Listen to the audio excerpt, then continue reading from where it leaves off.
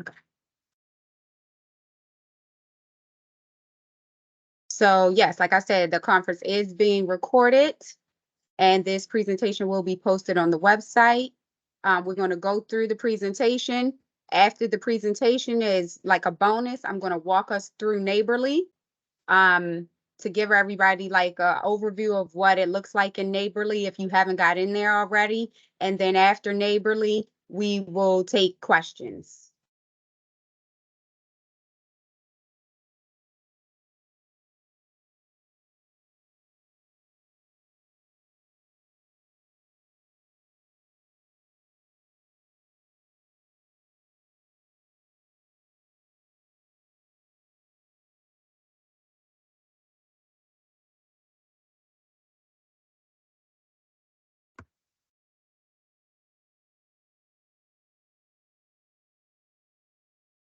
Okay.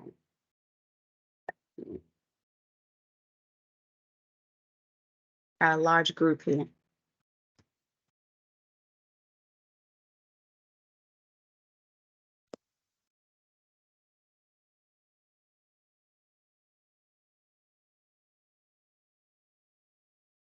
Okay. All right, let's get started. Welcome to the Affordable Housing Trust Fund, Notice of Fund and Availability for New Construction and Preservation of Existing Rentals Pre-Proposal Conference. This is our round 4. Let's start with the schedule. As you know, the NOFA was posted on February the 10th. The pre-proposal conference is today, 2:15. The submission of written questions will, the deadline for that is February 17th. So if you all ask questions in here today, if you missed something and you would like to ask us additional questions, send your questions to dhcd.ahtf@baltimorecity.gov. Ebony, can you post that in the chat for these guys? The answers to the written questions will be posted on DACD website, and that is on by February the 27th, 2023. If you have additional questions, you can still reach out. They just won't be posted online. Submission deadline is March 17th at 4 p.m.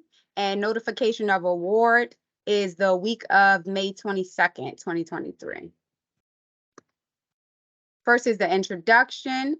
Through this NOFA of funding availability, Baltimore City Department of Housing and Community Development is making up to $10.75 million from its Affordable Housing Trust Fund to support rental projects for new construction and or preservation of existing rentals. The NOFA does have 2 set-asides. What the first set aside is up to $2 million for community land trust. You must be a registered community land trust to be eligible for that set aside. The second set aside is for $1.75 million for emerging developers, which is defined as a developer having completed at least 3 and no more than 5 projects. Qualified applicants can request up to $1 million per project. Qualified applicants who work in more than one community can submit more than one project for funding and will not be penalized. However, projects will need to be ranked in priority order. Applicants must be able to show that they meet all state and established organizational standards associated with the new construction and preservation of existing rental NOFA. You must have the capacity to undertake and complete projects in no more than 2 years from executing a grant or funding agreement, including site control, having committed sources of funds, and having an established infrastructure to support tenants and handle the compliance of subsidy of rental units and the day-to-day management of units. To be considered for an award of funds, applicants are required to meet threshold requirements and must receive a minimum score of 105 points out of 176. Applications will be scored and ranked based on project feasibility, community engagement, and achieving equity. This also includes an additional opportunity to qualify for a maximum of 60 bonus points. That 60 bonus points is inside of that 176. Eligible applicants. This NOFA is limited to applicants that are either a nonprofit, for-profit, community land trust, or joint ventures that are seeking funds for the new construction and or preservation of existing rental projects only. This is not for homeownership projects. Applicants with 3 or more active existing construction/subsidy awards for projects from the Affordable Housing Trust Fund are not eligible. Funding limits. This is a very important slide. Funds are limited to households earning 50% or less of area median income AMI, adjusted for the family size. The Affordable Housing Trust funds cannot be used for anything above 50% AMI units. Funds can be used to fund up to 50% of a project's total development cost, or a maximum of $1 million per project, whichever is less. Now, this is a new component from our last round. Before, it was 33% of a project's total. We increased it to 50%. Now, when I'm stating 50% of the total development costs, we do not fund entire projects. You cannot request for your total development costs. You can only request 50% of your development costs. All right, subject to the cap stated above, the maximum per unit is $75,000 for households earning 50% of AMI. This is also new, and this has also been updated from the actual NOFA that is posted on the website and in Neighborly. At first, it had the language of per units for fewer than 10 units, which was at 25%. We increased that to 75% for 50% AMIs completely. The next component is for 30% AMI units.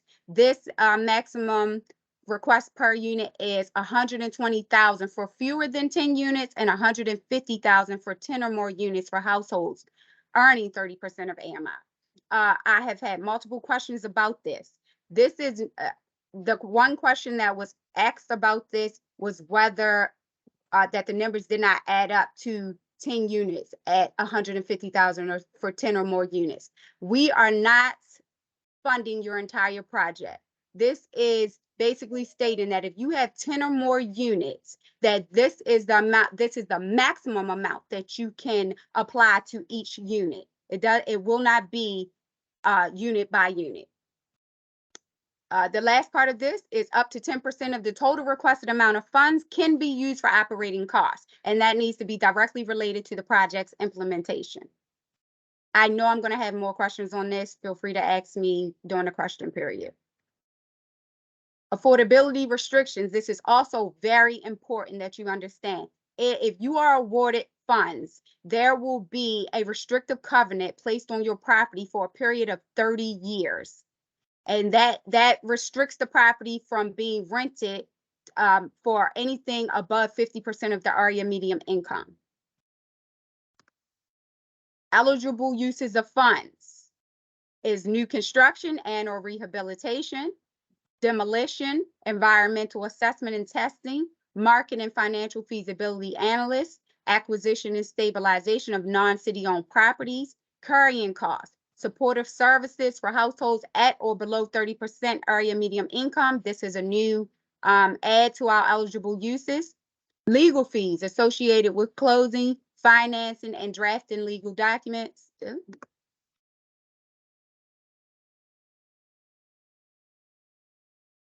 Okay, hold on, guys. I don't know what just happened.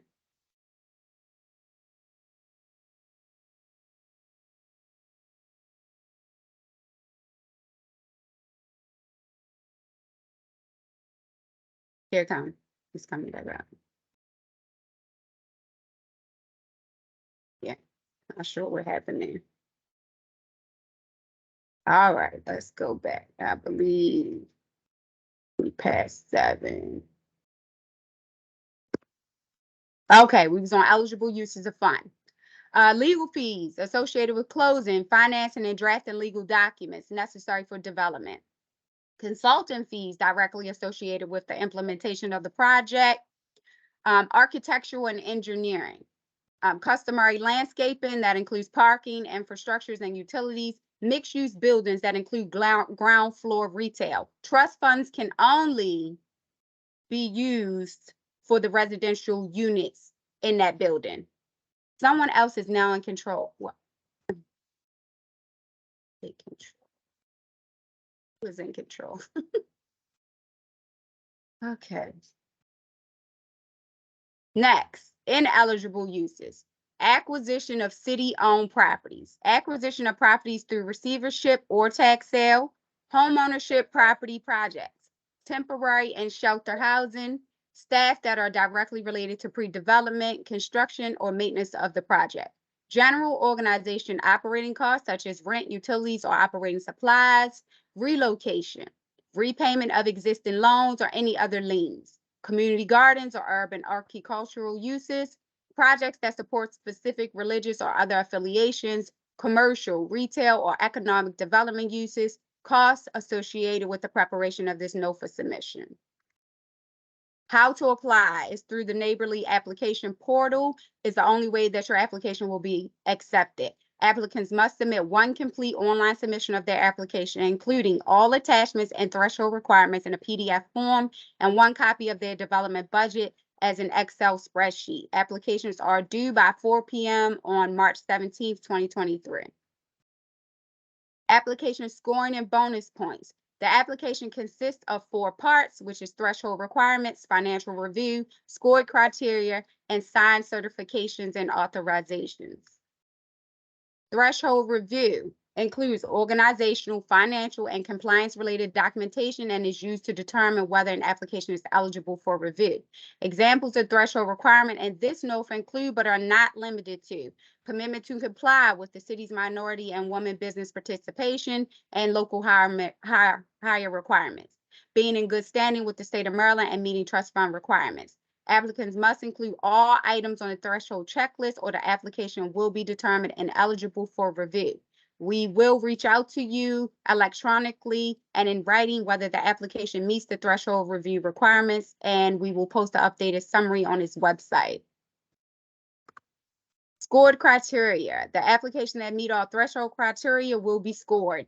The first component is project feasibility. It can accrue up to 68 points. And these are some of the points: experienced development team, project ability to leverage additional funds, feasibility of development budget, and site plan. Community engagement. Can we please stay on mute, guys? Community engagement and participation. This category is 25 points. The community engagement participant category points project is consistent with community or neighborhood revitalization plans or strategies. Project demonstrates input from a broad range of stakeholders. Project supports one or more goals of DHCD's community framework. That framework can be found on DHCD's website. Project documents ability to provide capacity building opportunities for local stakeholders is also. Achieving equity is a maximum of 25 points. Applicants are encouraged to refer to DHCD equity statement that is also on DHCD's website. Building achieving equity, 10 points. Points will be awarded for proposals that will take into consideration the principles outlined in the agency's equity statement. Opportunities for returning residents. Points will be awarded to projects that can provide range of strategies. And supports blight elimination. Points will be awarded to projects that eliminate blight. If you can eliminate a whole block of blight, you would be favored. Bonus points. I'm going to go over this briefly. I'm not going to go through the whole thing.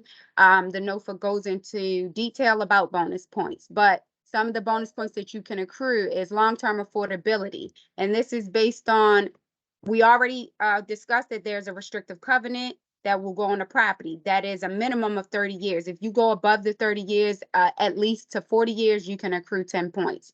Supports and grows local businesses. If you can demonstrate that you support the businesses in the community that you're building in and also supply the vendor's name, you can accrue 4 points. Takes advantages of apprenticeships and training programs.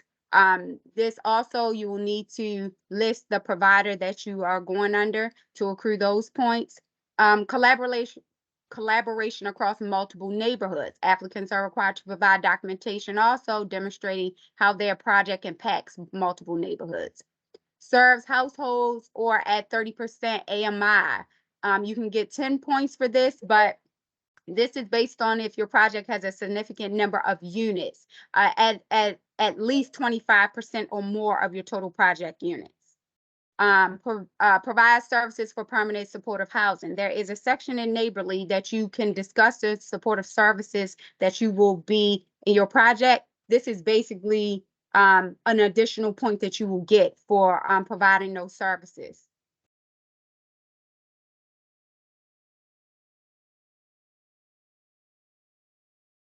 Okay, local hiring, which is also a requirement. Someone is taking control of my presentation. Please stop. Local hiring criteria. This is also a requirement, and you can get bonus points based on the amount of hours that you're willing to give for local hiring. Environmental sustainability points will be awarded to projects that include a significant plan for environmental sustainability that would need to be addressed in your application. And you, last but not least, you can get 10 points for deferring your developer fee of 10% or more. Reviewing and awarding funds. Applications will be reviewed by an interagency review panel. Applications that meet threshold criteria will be reviewed and scored. During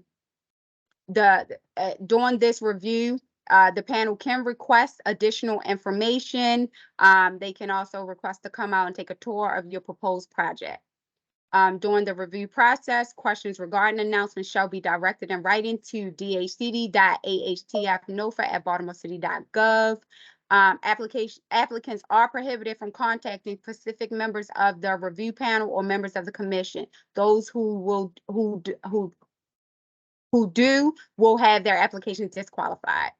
All awards will be notified by phone and in writing whether their submissions will be received. Whether their submissions will receive an award of funds. Underwriting and availability of funds. Following the written notification of award, the Affordable Housing Trust Fund will have an orientation for all awardees that will go walk you through the process on how to obtain funds. Following the orientation, you will have a one-on-one meeting with the Affordable Housing Trust Fund staff to talk about the schedule of the project, the status, and DHCD will take a security interest in your project. All pre-approval and commitment letters must be in hand before DHCD issues funds. Awardees are advised that no funds shall be made available until the Board of Estimate has approved the funding agreement. Funds will be available based on a reimbursement basis. Though it says no upfront funds is available. Outside of that, there is an option for an advancement of monies for grant awards only, though. Monitoring, compliance, and reporting. Awardees will be required to submit progress reports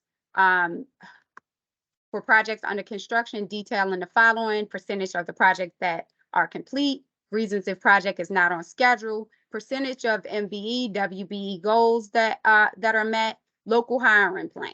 Failure to submit these reports can result in the state of default and loss of funds. Insurance. All awardees will be required to provide evidence of insurance prior to DHCD issuing a letter of commitment. Insurance requirements will be provided on a project basis and often include the following: director and officers liability insurance, commercial general liability, errors and omissions, blanket crime coverage, automobile coverage, payment and performance bonds. At the orientation, we'll actually have a representative from our insurance department to walk you through that.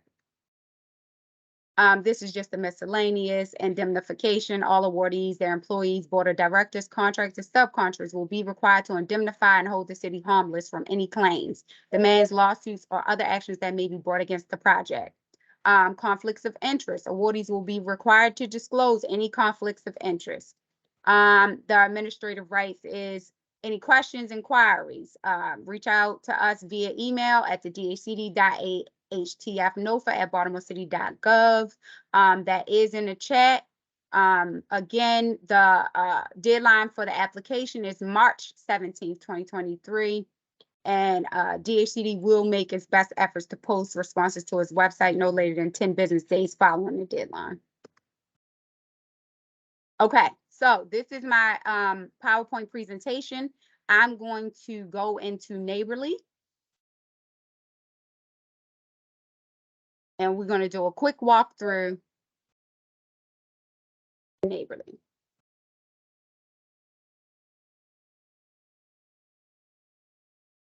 Okay. Can one of my folks, Ebony or Jason, can you tell me if you can see the screen? Yes, I can see it. Okay. Yes. Perfect.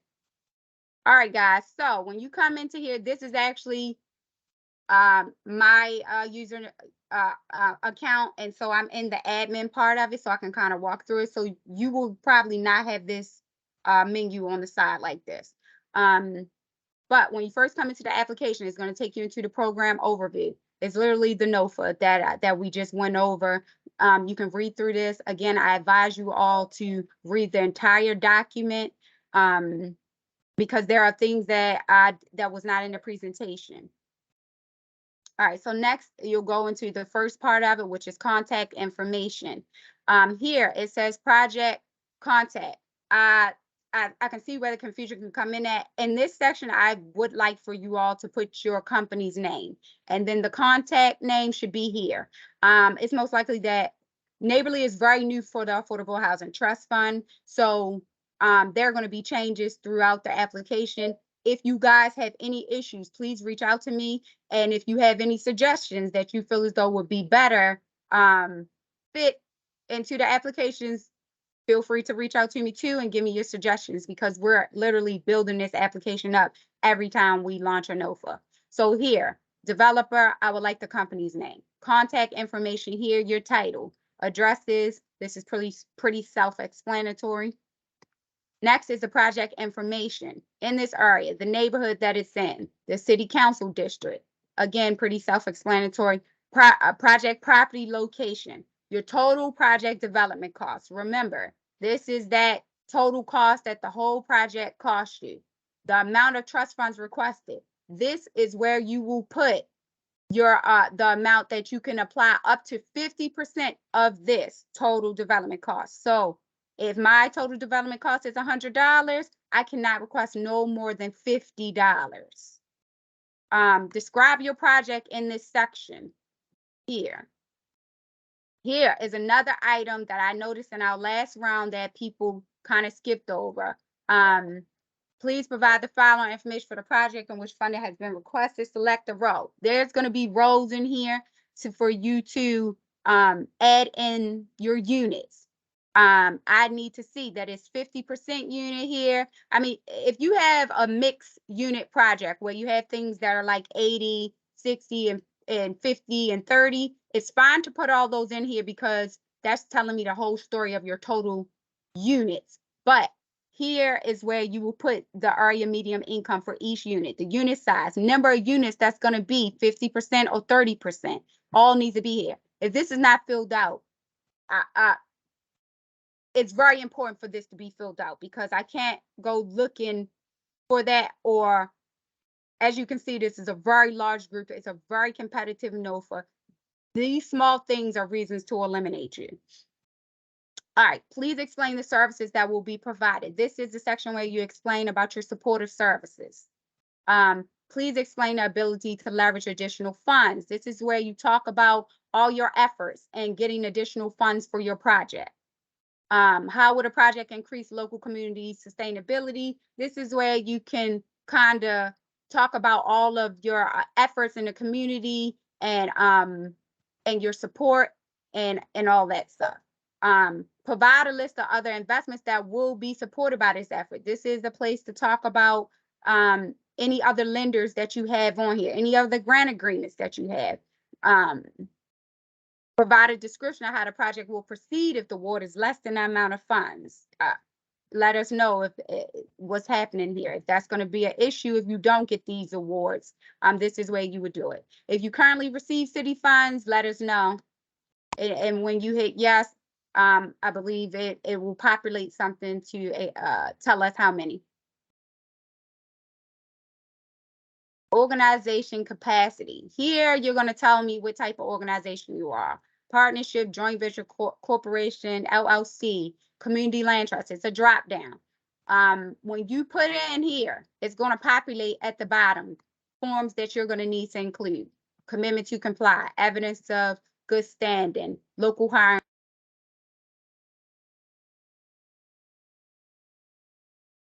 Steph, you're muted.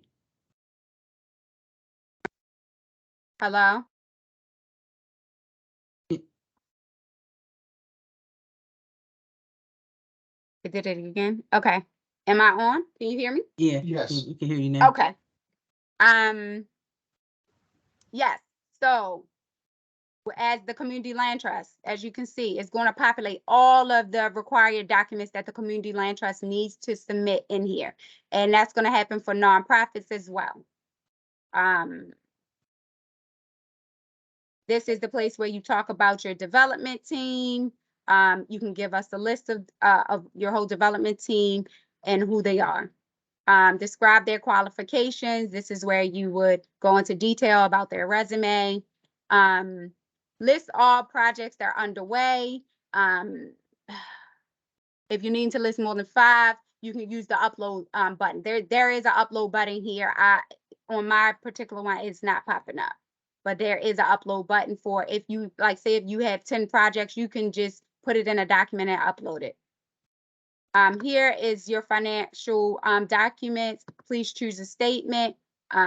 If you have this will populate and you'll have to upload your financial statement for here.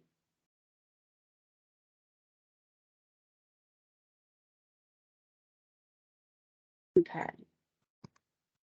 Project budget. I'm going to have Jason, one of our consultants for the Department of Housing, go over this for us. The first one is going to be the budget worksheet. Thanks, Stephanie. One of the things that the department has created is a template that we would encourage everyone to go ahead and use. This is a standard sort of development sort of budget worksheet that we have seen not just here in Baltimore, but in a number of other cities go ahead and use. You want to make sure that you are listing all of the different sort of sources of income and grants that are coming into the project. As what Stephanie talked about, we do not expect that the Affordable Housing Trust Fund is going to be paying 100% of this project. We actually expect that there's going to be multiple sources that is going to make up this type of project work. Please list those out. The other important part that we have seen in previous submissions is to just make sure that everything is totaling up. Because one of the things that we have seen previously is that folks have gone ahead and have maybe accidentally deleted a total formula, and then nothing sort of totals up. So you want to go through each one of these line items and make sure that the numbers that you are putting in is populating it in the correct area. Keep going down. Okay. So we have built in here a number of different areas, including where we would want you to put pre-development and soft cost, any additional also pre-development, and breaking that out to the different income sources that are being leveraged to bring this project to bear. So on one side, you're going to give us the total it's going to carry over, and then we would like you to actually budget out how much of the Affordable Housing Trust Fund dollars are covering a certain thing. Let's say, as what Stephanie just went ahead and selected design and architect, but also what are the other sources going to be brought to bear to take care of that expense? Yes. I go through hell for you. Someone is off mute. Can you please mute?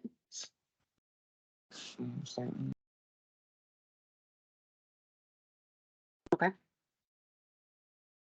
And again, as we go towards the bottom, you want to also make sure that, again, you're filling in all of these types of areas in terms of items.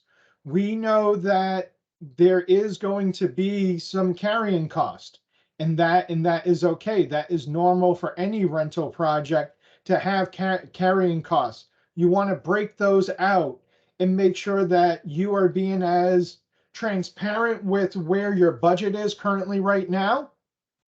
And we know that as we go through the review process and the award process, that budgets are going to change. They're going to morph. There's going to be some updates, and that you're going to have an opportunity to update it later on prior to the project going to BOE.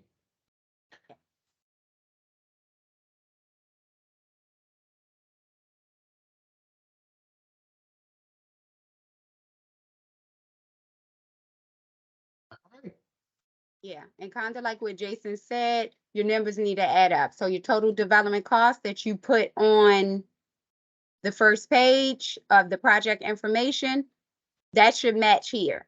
It should not be different than that first one.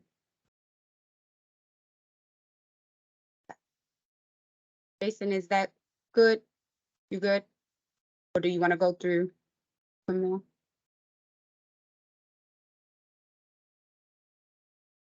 Oh, sorry. All right. The operating performer. Do you want to go through that, Jason, or? Yeah, okay.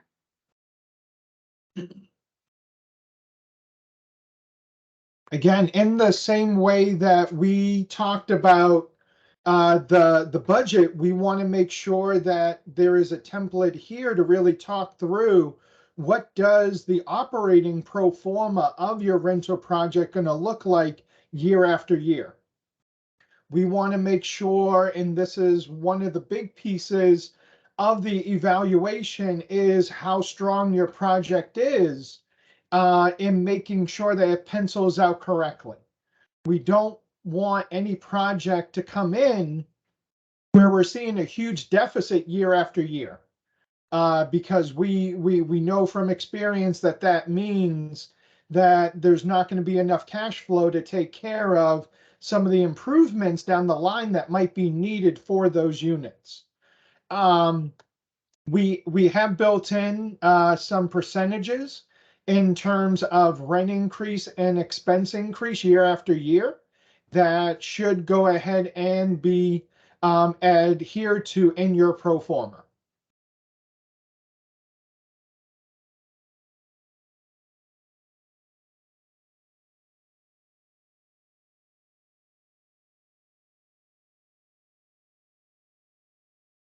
Done, Jason, or? If you can just go up one other to keep going up. Sorry. Mhm. So the vacancy rate, this is an important thing. By the nature of all of these developments, you're not going to be able to rent all of the units all at the same time. We understand that. We expect that. Inside of our pro forma, we have built in a line item of vacancy. And that's something that you want to think about. That's something that you want to plan for. Because as we all know, especially if you are renting these units from one tenant to the next, there's usually a gap between there where you may have to go in and refresh the unit. And some of those carrying costs need to be built in to the vacancy rate that we're saying is 5% as a recommendation. If you have a less of a percentage that you want to use, then we would probably ask for more backup around sort of your marketing and how you're going to sustain all of these units less than 5% as being occupied throughout the year. So this is again another place where people actually ignored the vacancy rate and thought that all of their units were going to be occupied 100% of the time. Unfortunately, that's just not the case in any project that I've ever seen in my close to 3 decades doing this work. So, but if you continue to go down, Stephanie, we try to, again, anticipate all of the different expenses that are going to come with sort of managing this rental portfolio, from the administration to the management fee, operating and maintenance, the payroll, insurance, real estate taxes. We would love to see some operating and debt service reserves. And always, we would love to see all projects have some replacement reserves built into their pro forma. And with that, I will pick up questions at the end.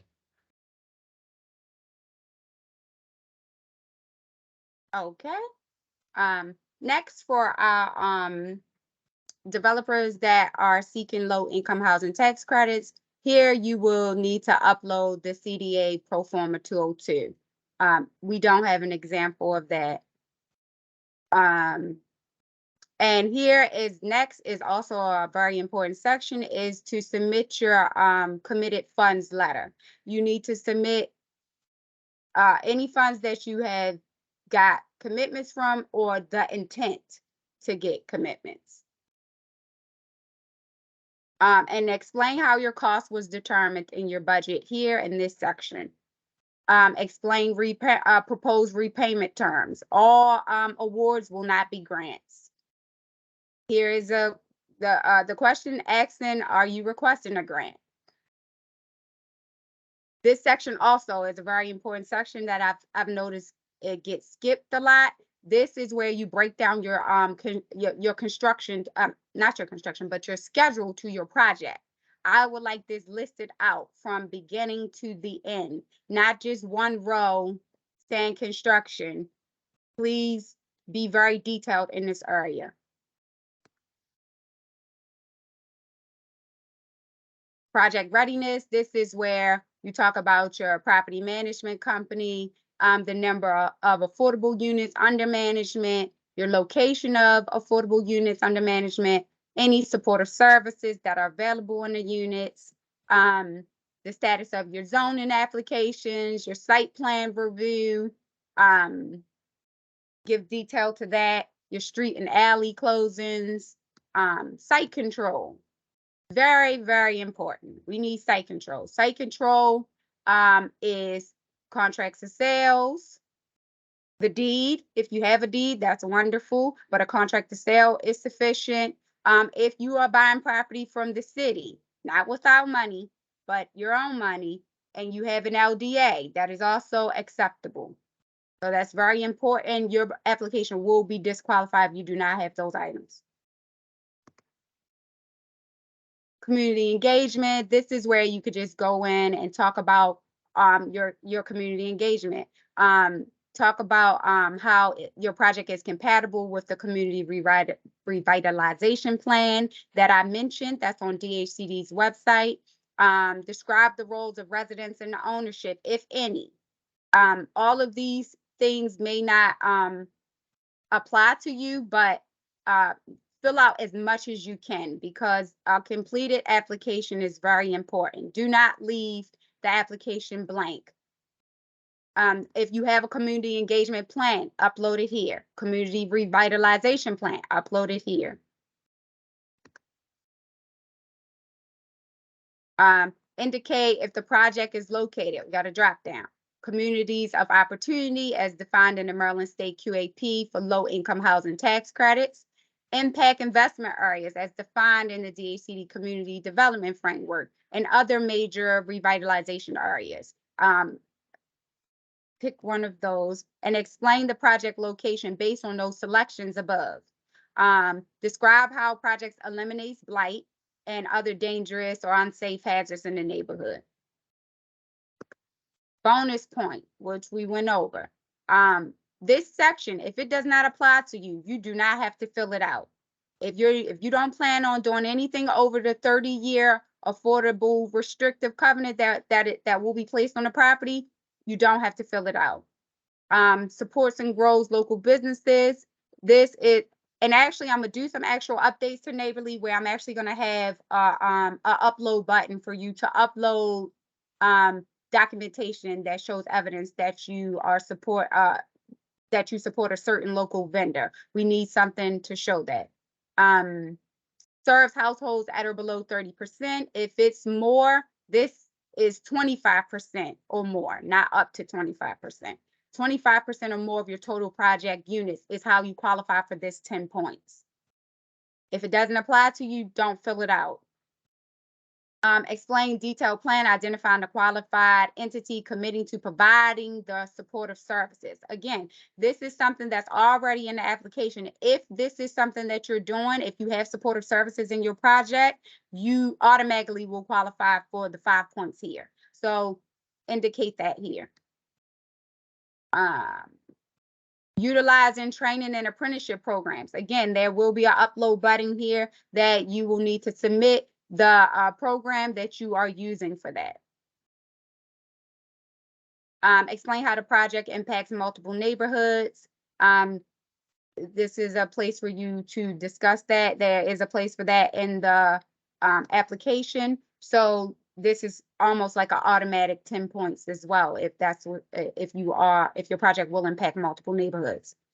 Local hiring, again, it is a requirement of the application already, but if you decide that you're going to do additional hours, this is how you can earn more points. Environmental sustainability plan, upload that here, and that is how you will earn the 3 points for that. If you defer your development fee, it has to be 10% or more, and that will be in your budget. Organizational disclosures. If you have a business entity or organization in which the applicant is or was formerly principal partner, managing, or otherwise, this is where you'll put this information in here. If it is over 5, I believe I have an upload button for you guys. Yes, I do. Please upload documentation for pending lawsuit cases you are involved in. Property disclosures. For all the properties that you owned or sold within the last 5 years in Baltimore City. If this is more than 5 properties, there is an option for you to upload right here. You can put all that information in one document and upload it. If not, please use this this row, add the row where you fill in the application. If it's 5 or less, please do that here. More, upload, you can upload. Certification of compliance, which this is a part of the threshold. You will need to fill this out, and the authorized signer will need to sign this. And then the last part of it is submitting your application. Okay. All right. That was a long presentation. So let's take some questions, which we have 130 people on this. You have me until 6:30. I'm going to try to answer as many questions as possible. So I'm gonna start in the chat, but I really would prefer for you guys to raise your hand because I don't want to read no more. So Also, Stephanie, if you want me to help you read the questions from the chat, I could try and do yes, that would be too. wonderful. Let's see. Welcome. I gotta get back to the Oh my beginning of the goodness. chat. Yeah, I know. I'm scrolling up too, like, oh God, you guys were chatting in here with me while I was talking. Okay, I'll start. Is long-term transitional housing eligible for funding? Yes, Yes. yes. We have awarded transitional housing before. Yes. Mhm. Next. Okay, with the 10 units for 30% AMI section, were you saying that if you have more than 10 units, you can only get 150,000 per unit, no matter if it is 30% or 50% AMI? Or were you saying that you only get 150,000 for 10 units or more, and then for the 50% units, you'll get 75,000 per unit? Ooh, that was a healthy question. Okay, so I know this is complicated, or it feels complicated. So if your project has 10 or more units, you can get 150,000 up to, the key word in there was the maximum, up to 150,000 per unit, that you, because your project has more than 10 or more 30% AMI units. That was my Okay, question. it does not mean that, but you also got to keep in mind that the funding limit is $1 million. It does not Oh. mean that you're going to get Okay. 1.5 million, of course, because you can't. Okay. $1 million you. is the max out on that. But like I'm saying, so that may be, let's think about it like this. It may be a mixed thing. So one of your units may cost you 100,000. One of your units may cost you 75,000. I mean, but you also got to keep in mind that we are not funding your entire project. We're only a portion. So this is to help you do what you're doing, but this is an incentive for giving us 30% AMI units. We understand that that 30% AMI units are expensive, and this is an incentive for you all to do that. That question has so many parts to it. I hope I answered it. If not, send me another question. You did. Thank you. So we can only get up to a maximum of $1 million, no matter what. Yes. So No matter it doesn't what. matter if it's like 1.5 or 1.8, whatever it is. $1 million is max. Yes. And we can only have 50% units, no more than 50% AMI. That's correct. It can't have like, it Well, can't our average. It can't average 50%. Our funds can't be used for anything over 50% AMI, but you can have a mix Okay. of units in your project. So say you got 20 units in your Yeah. project, and 10 of them are 50% AMI. Our funds can go towards those 10. Okay. It can't go towards anything above that. So not an average of AMI at 50%. Each unit actually has Nope. to be 50. Okay. Yes. Thank you. Yes. Mhm. Great question. Thank you. All right, can we get a copy? Can we get copies of the PowerPoint, or I It's think going we to be, could send that out to everybody? Okay, it's going to be posted. We're gonna I'm not post going to it, send it yeah. out to 130 people, but That it's makes going to be sense. posted on the website. Hopefully by tomorrow. I'm not, Ebony is my girl who posted on tomorrow. I don't want to throw her under the bus and say that it'll be there tomorrow, but that is the plan for tomorrow. Yeah. Okay. Page 10 of the NOFA, under the, this is another long one, under the heading Green Building and Sustainable Requirements reads, applicants may contact Katie Byrne. Oh, we need to update that. Yes, we do. Yeah, Katie Byrne is no longer with the department, so that needs to be changed. Okay, so I got that email earlier that Scott, I believe, asked that question. So I am actually revising the NOFA to include some of those changes that I did already today, which was the 75,000 for the 50% AMI units. All those revisions will be in there.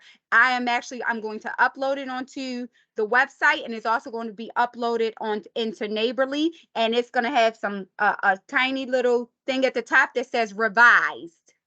Look for that one that says revised NOFA, because it'll have all the updates that I talked about today and that. Okay, so that answers the next question, was whether or not this would be available on our website, and if the NOFA changes will be in there, and yes. Yeah, to both of those. Okay. Only seen insurance. I think there was some issues with the presentation. Hopefully they got fixed. So yes, it was. Someone was taking control of my presentation. I don't know who it was. Okay. Next question. So is it okay to have a mixed income development, i.e. units up to 80% AMI? Yes, I answered that earlier. Yes, you can, Yep. long as you have units for me, which is 50% or 30% AMIs, and our funds can only be used for those. Yep. Will the pro forma be available online or sent to attendees today? It is in Oh. Neighborly. Oh, okay. As soon as you go That into means the Neighborly, template for the pro the- forma. the budget is in there and the operating pro forma is in there. The CDA is not. You need to get your own copy of the CDA 202 form and upload that in there. If you have tax credits, that's for the tax credit developers. Is the AMI percent based on the HUD Baltimore City amount, 116,000 per family or family household? Yes. Yes, it is. Yeah. Yeah, it's based on the HUD number Mhm. for area median income. I'm sorry, you had caught up, Kate. What was it? Uh-oh. Are you back? Kate. You're freezing on me, Kate. No, I need Oh, you. okay, on my side, it looked like you were freezing, but okay, can you hear me? Okay, I can hear you now. Am I back? Yes. you're Okay. back. Is the funding only available for seasoned developers? No, did you not hear the excitement? I have a set aside for emerging developers that if you Right. had done at least 3 projects, no more than 5, I actually have a set aside of 1.7. But on top of that, you still can apply. That's just like an advantage for you if you're a smaller developer. No, definitely Is- not just season. Is Maryland CDA Form 202 an acceptable project budget alternative? Yes, it is. Please give it to us. Yes, it's very detailed. Yeah. We love it. Is this the pro forma you wanted us to hand in, or can we hand in the Maryland CD to, well, we already answered that. Either Yeah. one is acceptable, the one that's Yes, in it is. Neighborly or the Maryland CDA 202. Yep, absolutely. Are there any special stipulations that apply to scattered site projects? No. I don't think No. so. No. Are nonprofits eligible through this process? Yes. And the drop down that we just did on Neighborly, if you pick nonprofit, it will populate a list of documents that I need from you as a nonprofit though. For small businesses that do not meet these criteria, is there funding available to do other projects such as revitalizing vacant boarded homes in the city? Yes, so this is not for Affordable Housing Trust Fund, but we do have other funding sources. We have our Community Catalyst grants as one program. We will also be making available funding in our impact investment areas for through it's funding that we got through ARPA. And so that application is not up yet, but we're working on getting that up and available. So those are 2 key ones that we have that are outside of Affordable Housing Trust Fund and that won't have the same requirements of the 50% area median income and below. And we can get you more information on that. The Community Catalyst grant information is available on our website. We don't have the date yet for our next round of capital grants, but the capital grants would be the ones that you would want to apply for construction, but we will be updating that on our website. And you can contact us as well for more information. Okay, so for projects including Maryland LIHTC low-income housing tax credits, does a separate operating budget need to be submitted in addition to the CDA Form 202, since the 202 form has an operating budget and pro forma built into it? I'm okay with the CDA 202 form by itself for the project. But if you get awarded and I talk to you, right? I probably will ask you for a more simpler budget because the budget actually goes into the agreement and I have to like shrink it so that it can be in the agreement. But for the application, please, yes, go ahead Yeah. and do the CDA 202. And so what Stephanie is referring to is that if you are awarded and we got to the point of putting together the grant, then we may need a more simplified budget for the grant Yes. agreement. Can the funds be leveraged for existing properties that are being managed? Are you doing Yes. rehabilitation to them? Yeah, if you're Right, yeah, rehabbing them, you'd have to sure. do something to them if you're rehabbing Absolutely. them, right? Yep. But it's for preservation of existing units as well as new construction. Right. Somebody should mute. Somebody- I'm not sure yep. who, but I can hear. I can hear you. Mute. Are you out? Are out of state emerging developers eligible?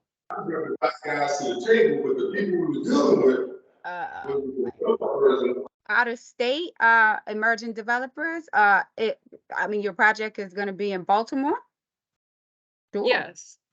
Yeah, I Sure. don't think we have a restriction on it having to be local emerging developers. It's just Right. emerging developers. Now, what I will say though, is that your corporation needs to be incorporated with Maryland though.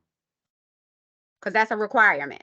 So, It has to be in good standing in Maryland. yes, good standing in Maryland. Mm-hmm. What is the expected timeline for funding and when do we need to have 100% of our project funded? I think that we work with projects on a case-by-case basis, but we do have, what is it, a 2-year timeline? Yes. Stephanie, from once we've the BOE done the approval. grant, yeah. Yes. Yeah. Once the grant has been approved by the Board of Estimates, you have 2 years, and Yes. then we will work with projects on an individual basis on those timelines. If you'd like to use the funds for acquisition of properties, do the properties have to be identified by the application deadline or just a potential budget based on what we would like to acquire? Yes, it needs to, site control. Well, this is Control is if they want to necessary, use it for acquisition. Yeah. but they So need they to still have, have to have you an have, agreement yeah, of some you have to sort. have a contract to sell. But this is the tricky part, guys. Don't go to closing before you get awarded, because you cannot get reimbursed for that acquisition cost. Okay, so like when you submit and you got a contract to sell, so you submit for the application, you get a contract to sell. I award you, but you already went to closing before I awarded you. You can't do that. But if you go to closing after I award you, then you can use it. Yeah, so I mean, it is a tricky timeline, but you'd have is. to have some kind of contingency that allows you to get this funding before you close. If you'd like to use the funds for oh, we already said that. Mm-hmm. What's DHCD's definition of an active project?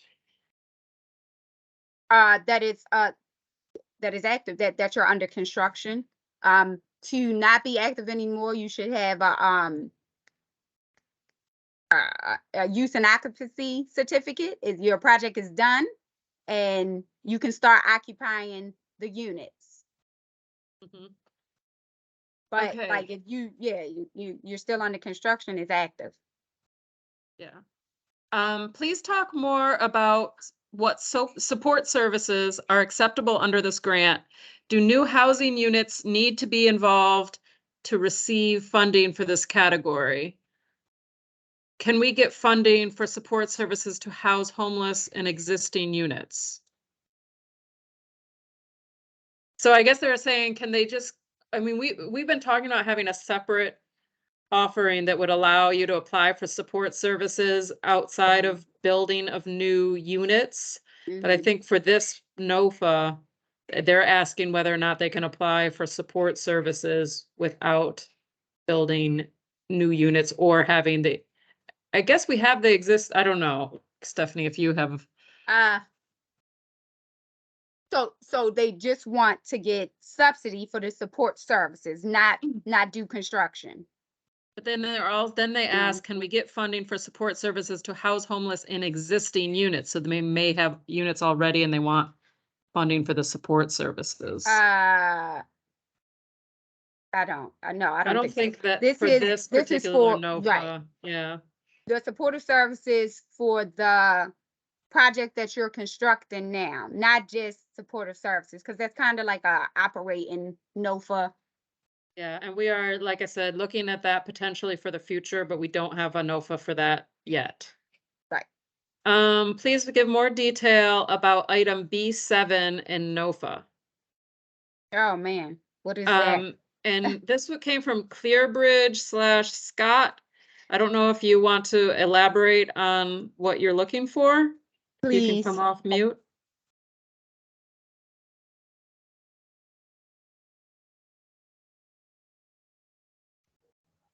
Yeah. What was his name? Scott. Clearbridge Community/Scott. Are you on the line still? Are you able to come off mute? Okay. All right. Item B7, do you know what that is, Stephanie? I do not. I will have to Okay. look. There a is document. there He is said it no was very B7. important to fill out. Oh, are they There's- talking about in Neighborly? What Oh, is they in talking about Neighborly. Oh, They okay. may be talking about in Neighborly. Let me see real quick. Let me see if I can get to it real quick. B7, please provide the following information for the project and what funding has been okay, so this is where you will put in the income limit. So that's where you put in your units. So if you got 20 units and put in all your units, even if they're 80, 60, 50, 30, and you tell me how many units you're doing. So I already can see that 50% AMI units. I need to know whether it's 50% AMI units, 30% AMI units. Again, like if your project has a mixed use and you're doing 20 units, but you're only giving me 10, it's fine. Just list all of that out in that section. Okay.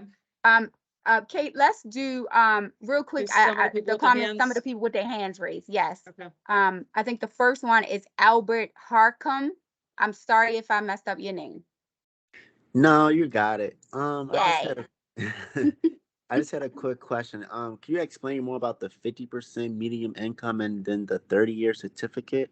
Like I was kind of confused. Am I not supposed to my rents are not supposed to exceed Right. or something like that? Like how does that work? Yes. So, yes, your rents can exceed 50% AMI for the units that you are using the funds for. Well, So, it can't exceed if you look at the HUD limits, Uh-huh. they have a rent maximum that's Mhm. allowed for 50% area median income. And so it can't, Gotcha. and it depends on the size of the household. So that's what you can't exceed. It's not the 50% AMI number, it's the rent limit that HUD lists for 50% AMI. yes. For Okay, 50%. so let's just say the rent is 1,700, so it can exceed 850. Is that correct? Or it can't? No, it can't exceed, if the HUD limit is 1,700 for somebody at 50% AMI for a household of 3, then it can't Uh-huh. exceed 1,700. Right. Got it. Okay. Okay. So, You want to go to somebody else with their hand Ian raised? Parrish. I think I said that right. You got it. Hey, how are you? Thank you, everybody. Hey, this is a lot of paperwork and a lot of work, and thank you for not only making it available, but taking your time to go through it.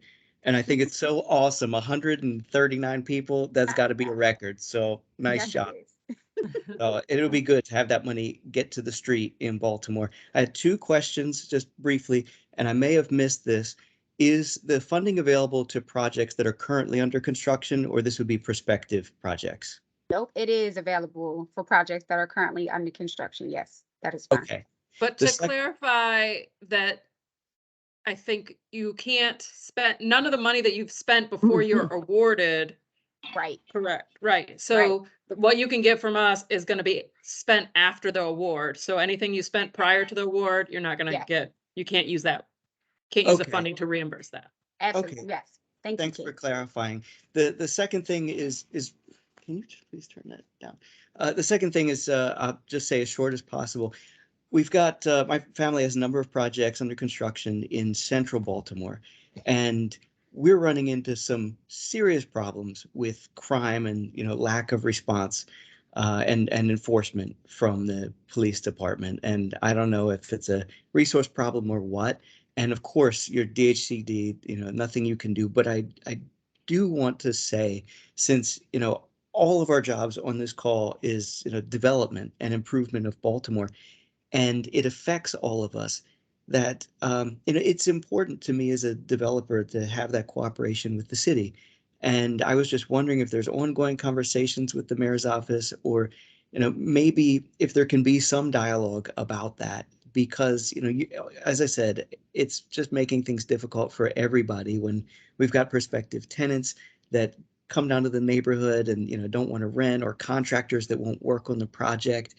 And it's really demoralizing, because I'm from Baltimore. I want to put my money in Baltimore, but there are other cities where it's easier to build. So that's one of the challenges that I'm facing in my family about taking on additional projects. Right. I mean, it's definitely an issue, and that one that we're aware of and working on. And we have had meetings coordinating with the Baltimore Police Department to try and make sure that where we know there's active development going on, we can get some additional police resources. Also, we have our code enforcement team that can also help out in some ways. So if you have a particular site that you're having issues with, you could reach out to either me or and I can connect you with Eric Booker, who's the deputy commissioner for our inspections section, and he really does a lot of that coordination with the BPD. So if you can, I can put my email in the chat and reach out to me, and then we can work on trying to help coordinate a little bit more with those. But we know it's a big issue, and definitely something that we want to help with. So I appreciate that. Thanks, Miss Edwards. Because there's limited resources. So I'm thinking it makes sense to put those resources in areas that are so close to being stable. Those areas that kind of hang in the balance, like some parts of central Baltimore. So thank you very much for that. Yep, no problem. All right, thanks, Ian.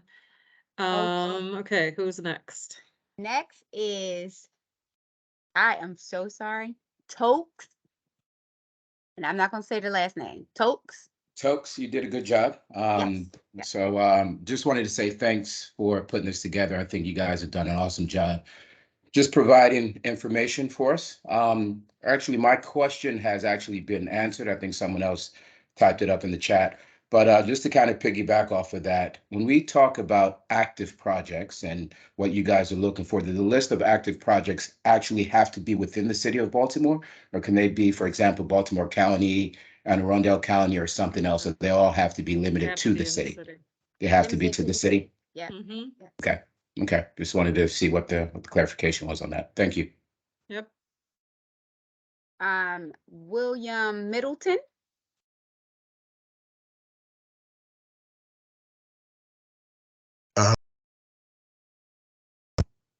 Hello, can you hear me? Yes, I can hear you now. Okay. So Stephanie, early in the presentation, you kind of briefly mentioned that entire block development would be favored. I was just kind of wondering if there were any other things that weren't, I guess, explicitly in the NOFA that were also a not a concern, but a priority of DHCD that may also be things that are being targeted, or may weigh an application more favorably. Good question. That is I would say just the 30% AMI Okay. right now. That's a big thing. I can't 30% AMI, definitely. And I think it's listed in the NOFA, probably the impact investment areas and other kind of focus areas. We have our community development framework that you could look up. It's on our website. So you can use that for reference. It really does help with some of our priorities and just other information that's going to be available on our website that you can read through and kind of understand where our priorities are. But rehabbing of vacants, addressing 30% area median income, focusing on those impact investment areas. Those are some top priorities. Okay, thank you very much. You're welcome. Safe. Staff. Maltoson? You mean Maltoson? Hi, how are you? Okay, thank you so much. Okay, I wrote my question on the chat already. I'm asking about the rehabilitation. We have already a dorm that is sufficient for maybe a couple of people to resident, and we need to do some enhancement. We are looking for um, a little bit of fund, maybe something up to 20K. So if we are gonna apply for this, maybe we can have the chance to be 100% funded, or it's gonna be also like 50%. We are mainly educational, non-profit. Yeah, no, this isn't 100%. The total, the only, you can only apply up to 50% of your development costs. Okay, that's great. Just a simple question. Is the 30 years schedule that you showed today, how does this work with something like what I have for the dorm enhancement? Um, the 30-year restrictive covenant is what Yeah, you're referencing? yeah. Yeah. And so this is probably like a good thing to bring up. Something as small as like 20,000, I probably wouldn't advise to do that, because that's 30 years on your property that you have to commit to. That's not an exception. Like, we can't not do that. So any funds that are used from the Affordable Housing Trust Fund has to have that restrictive covenant on the property for 30 years. So something as small as 20,000, I really wouldn't advise you doing that. What do you think the minimum should be? Ah, I don't I think we don't could know. speak to really Yeah. a minimum amount, but Yeah. I mean, you I need don't to know. look at your financial modeling and kind of make that determination. But our awards do tend to be much larger. Usually people are applying for closer to the 750,000, a million, 500,000, that kind of range. So Mhm. these Okay, are, yeah, this is generally for pretty large projects. yeah, got you. Thank you so much. Mhm. I appreciate it. Thank you. If anybody, if your question has already been answered or in the chat, please do take your hand down just so that we know that we can get to the right people that haven't had their questions answered yet. Great. Winona Francis. Hi, yes. My question was, you stated earlier that this state's funding is only going for units for 50% AMI or lower. So any projects that we have at 60% AMI or higher, funding can't go there. What documentation do you need for us to provide to show that split? Is that something that happens at closing? Like, how do we show that? Like, what do you, Okay, so you're saying your project is gonna have like a 60% units? 60% Yeah, and then you'll have 50 some and 30. 50% Yeah, and 30s. yeah. Right now in the application, you're just breaking it out for me. Okay. Yeah, you're showing what your other funding sources are and how the other units are being covered by that other funding source. Yes. Okay. And with I see that it's $10 million available for funding for this.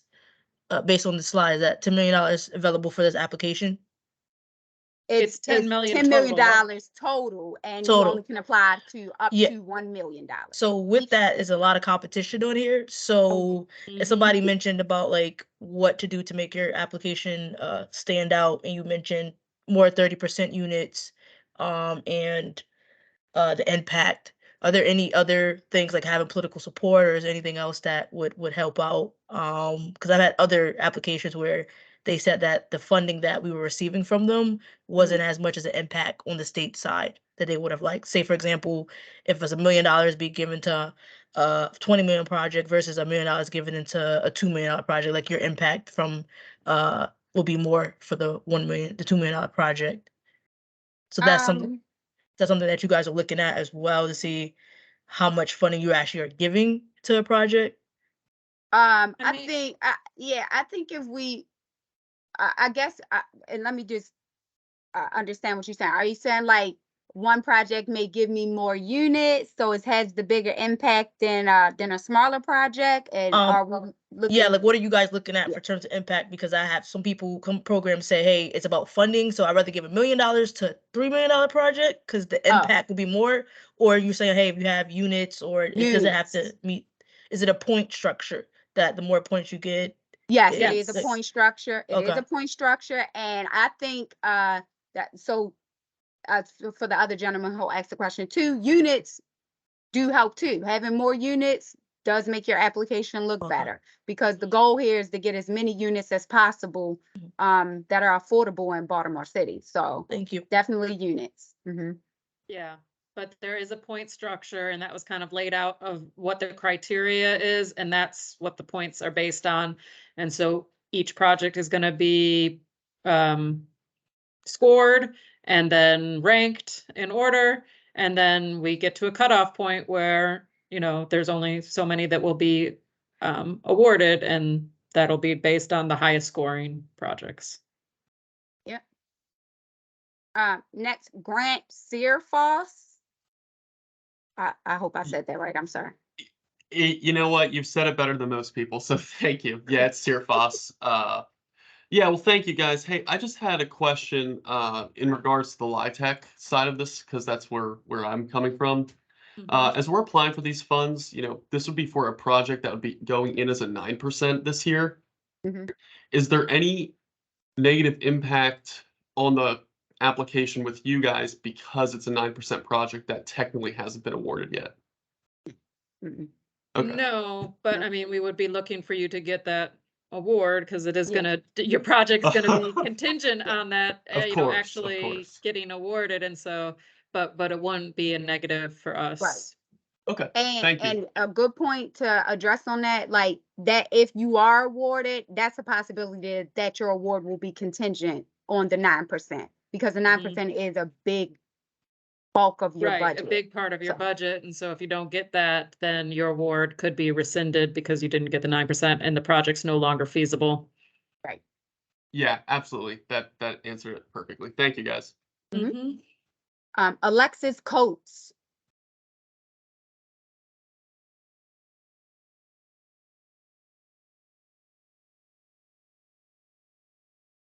Hello? You got to take yourself off mute. Can you There hear we me go. now? Yeah. Yep. Yeah. Yeah. What's the time period for let's say $1 million project? What's the time limit we have to have all of our funds in place? If we have two institutions that's bringing additional money to the table with your percentage, how long do we have to close on this, to close on our funding before our window exceeds us? Like, do we have 6 months? Do we have 12 months? Once this is awarded, like how long do we have to close on our funding side? I think Yeah, go ahead. I'll try it, Stephanie. I mean, you will have, once your project goes to Board of Estimates, you'll have a standard is for a 2-year timeline to complete the project. We'll work with you when we're putting together the grant on what the milestones are going to be for your financing within that 2-year time frame. But the goal is to have the whole project completed within 2 years. Oh, okay. So the whole project, both on the land side and on redevelopment, both of them have a 24-month closing on them. Correct. Okay, that's fine. Thank you very much. Yep. There was another person who I think maybe is raising his hand, even though it's not Mr. Ndege. Are you? Yes. You have to unmute. Oh, we can't hear you because you're still on mute, Mr. Ndege. Is it okay now? Yes. There you go. Yeah, we have a company which we have just bought a property in Baltimore on zip code 21223, and we want to have more projects, but we are Washington based, but we have bought a property in Baltimore, which we are renovating and want to renovate more, especially in the neighborhood.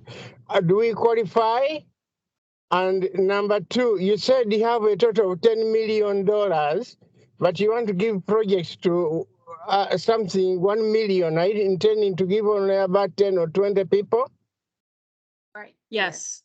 Mhm. For the second question, yes, it would probably only go out to about 10 projects, maybe one or two more if people apply less than the $1 million mark. For the first question, yes, if you're Washington based, but your project is in Baltimore, you'd still be eligible as long as it meets all the other criteria. Hooray! Woo-hoo! Yes, and Thank you. but one thing, you need to be with good standing in Maryland, your Mhm. corporation. I am very handsome. Perfect. So Yeah. you're good. You're good to go. Okay. Thank you. You're welcome. All right, Okay. Renee. Yep, just says Renee. Hi there, can you hear me? Yeah. Yes. So I was also the one that was asking about the timeline and the, when does it start? When does the 2 years start to figure out if we're going to be at a point where we'll have sufficient funding to be able to complete the entire project within the 2-year time frame? Is this grant something, I know you don't have a crystal ball, but is this a grant that is typically offered annually, or is this kind of a one-shot deal? Nope, it's annually. Yeah. So if we're not at a point where we feel like we are prepared to apply, we can be fairly confident that this same opportunity would be available next year. Absolutely. It is going to be available next year. The rental NOFA is available. The goal is to do January. Every January is to come out. We were a little late this year, but yes. Okay. Yeah, and the amount that will be offered may vary, but it will be offered in January, and it'll just depend on the revenue that we get for the program as to exactly how much will be available. Okay, thank you. Ellie J. How this relates to high performance tax credit. So if you have a project that's mostly a market rate project, and then there's a sign off on those documents that say your project is a market rate project. But by adding in 50% AMI or 30% AMI units, you no longer have a market rate project. So how do you handle the high performance tax credit where you have to apply for a separate pilot that is not high performance tax credit? So, okay, so you're saying that you have a market rate project that's getting high performance tax credits, but if you include the 50% AMI units, then it's no longer considered market rate. And so the question is, how do we address that situation? I mean, wait, say that. I'm sorry. I need to understand a little bit better Yes, the specific question. Okay, so let's say I have Because you said 100 something unit about a project. pilot too. So you're talking about the payment in lieu of taxes. Okay, so let's say, so right now there is a BDC defined program for high performance tax credits. Right. If you have a 100 unit project and it's all market rate, you have a by right high performance tax credit. But let's say you're going to take 20 of your units and make them 50% AMI, and you apply for this program. Are you then ineligible for the high performance tax credit that you have by right? Right. I am not familiar enough with the high performance tax credits to answer that right now. At this time, we could do a little bit more research into that because I don't know if they allow a certain amount of affordable units within the project. We would have to look up more information on that. Hey, Kate, it's Yes, Stacy. are you on there, Stacy? Okay, maybe I'm on the Stacy can call. help. Yeah, hi, I'm Stacy Freed. I work with Kate. The high performance market rate tax credit is actually managed by the city's Department of Finance.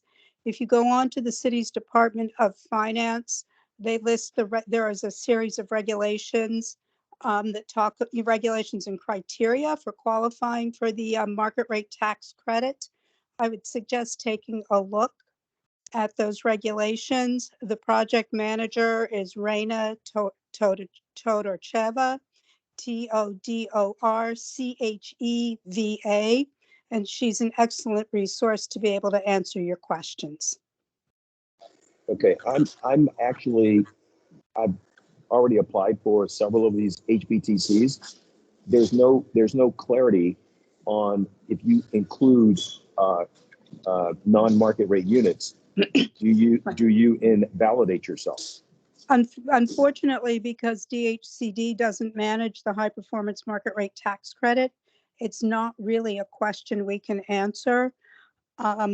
If you, I'm happy to put my email, drop my email in the chat. And if you want to send me an email, I can connect you with the staff in the Department of Finance. Okay, thank you. Mhm.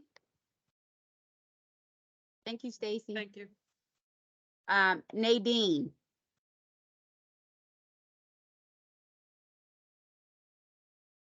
You have to come off mute.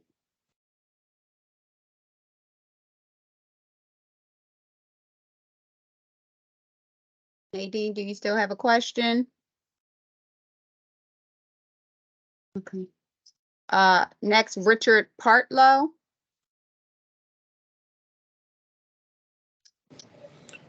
My question is there a recording of this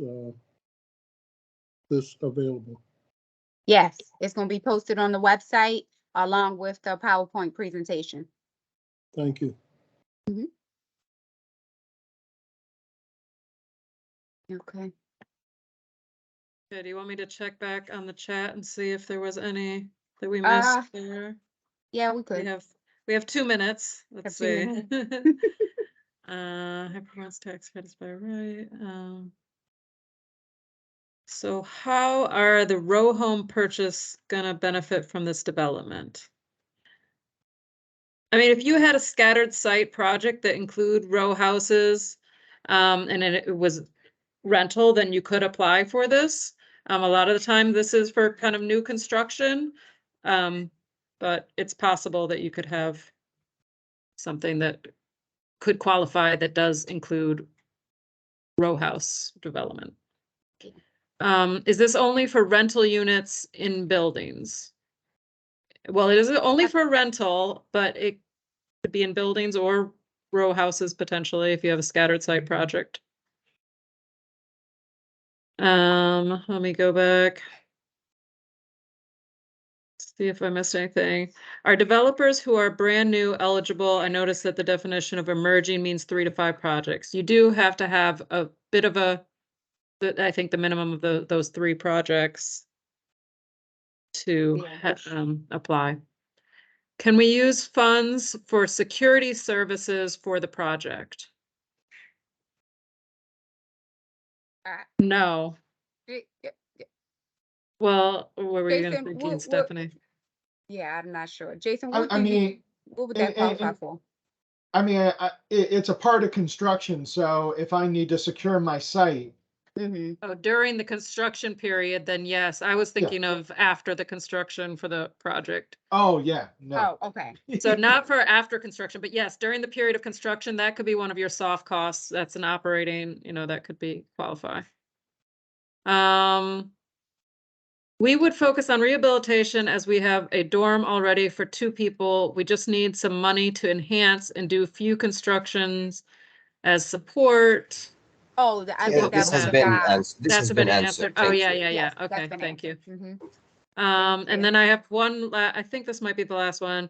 It's asking me to please talk more about support services. What support services are acceptable under this grant? Do new housing units need to be involved to receive funding? We did kind of already answer this. We already talked about that one. Yep. Can we get funding for support services to house homeless? Oh, we talked about this one. Yeah, Okay. yeah. So I think a lot of those came up. I think Nadine, she asked, when can we expect award decisions? And that will be the week of May the 22nd. The schedule is in the NOFA though. So if you go into Neighborly and you see program overview, you can go on there and look at the NOFA and it is in there.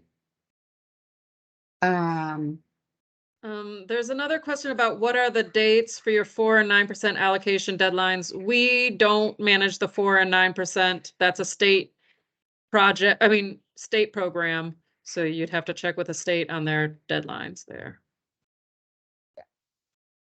Can you explain more about the 50% median income and 30-year certificate. I think we covered that pretty well. 30-year certificate, you mean the 30-year deed restriction on keeping you have to keep the project affordable for 30 years. Yes. And the There's a, 50%, okay, go ahead, Jason. sorry, there's a new one from Megan that is pretty important. Okay. Would this include large buildings that offer units for sale at 30% AMI? No, this No. one is for rental only. Rental. We have also a homeowner, well, it's for community land trusts specifically, home ownership NOFA that comes out later, but this one is specifically for rental. Yes. Thank you. Mhm. Okay, I think that covers, I think there was one other one was about posting the link for Neighborly.